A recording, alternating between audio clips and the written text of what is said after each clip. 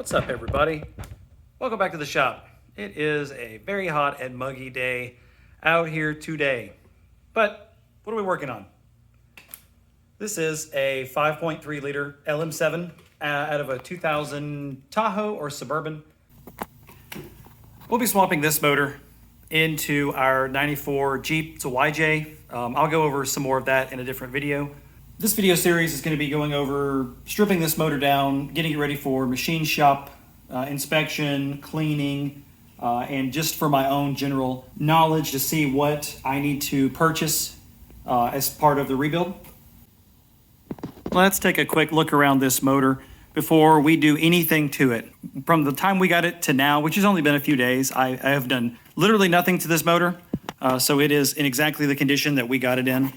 So everything looks pretty good. As far as I've seen, all the connections are intact. I don't think anything was damaged. I think the salvage yard that took this out, obviously they came through and cut every hose.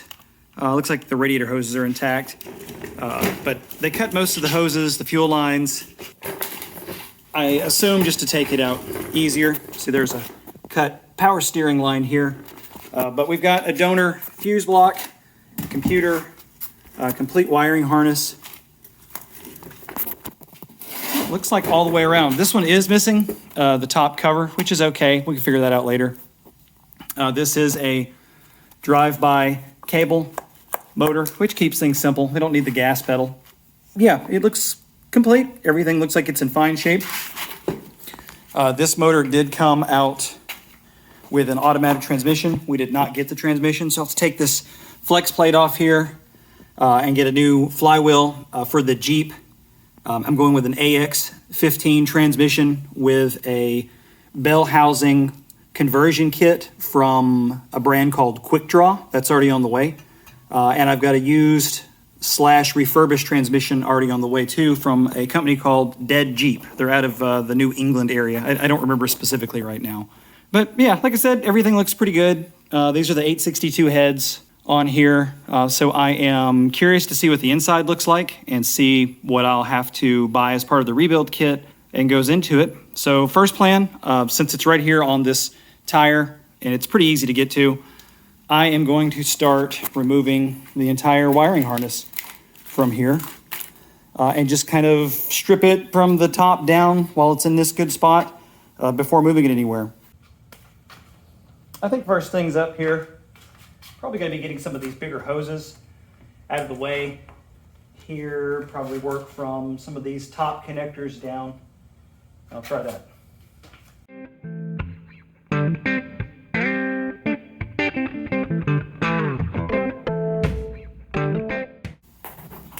Immediate first impressions. Don't know if the camera will pick it up. You can kind of see it in there. That is very crusty. Here and in here. I'm wondering if this motor sat for a long period of time. I have no idea the age of this motor. So everything that we take off is going to be a new piece to this puzzle. I'm going to label these. I'm undecided if I'm going to use this wiring harness yet or not, but some of the ones like down here on the air compressor, or air conditioning compressor, there's two connectors here, and they're probably the furthest pieces out on the end of this run. So I'm going to get these labeled and do some of the other ones that aren't obvious, at least obvious to me when I'm putting things back together.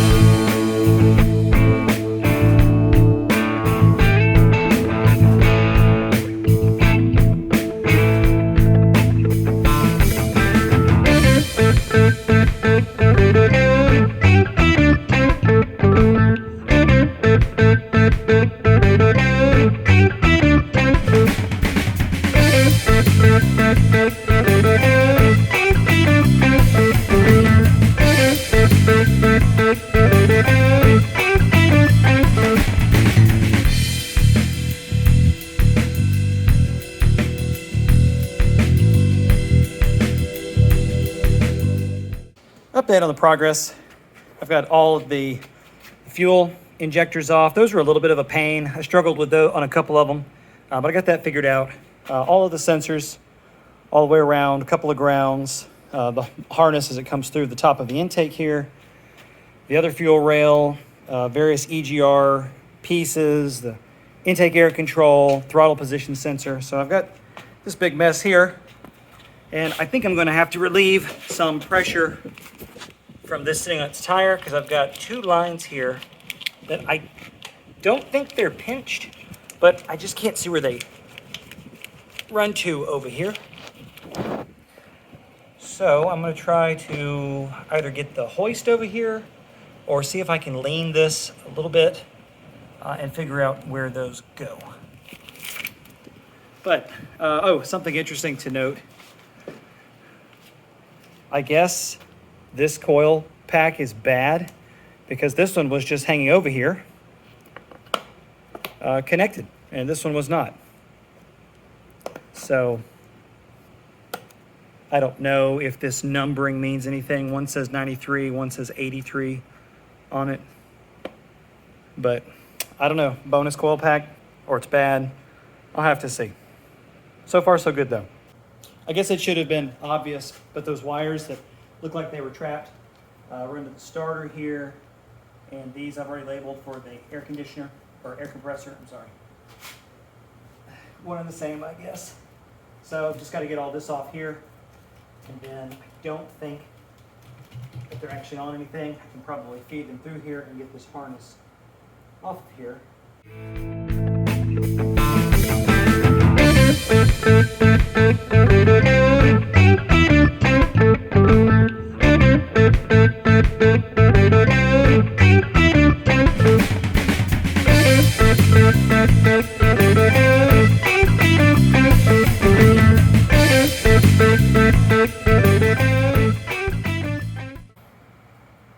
We are making progress here. I've gotten the wiring harness completely off. The thing that ran under here was a ground. I think the battery negative and a ground, and I was able to pull the other wires out. You see I had to get a little creative because this thing is on this tire. I had to jack it up a bit. So here we can let this back down. Real easy here.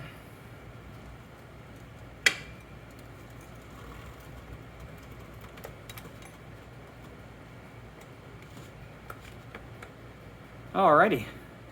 I guess next up is going to be maybe fuel, intake, whatever is simple to get up top. Because once I get the intake off, I have a plate that will go on here that will make this a lot easier for the hoist. It's an LS style plate to move it around. So that'll be a lot easier. And I guess I could start getting front accessories off, just trying to relieve some of the weight off this motor to move it somewhere else better than here for now. And then just continue the teardown.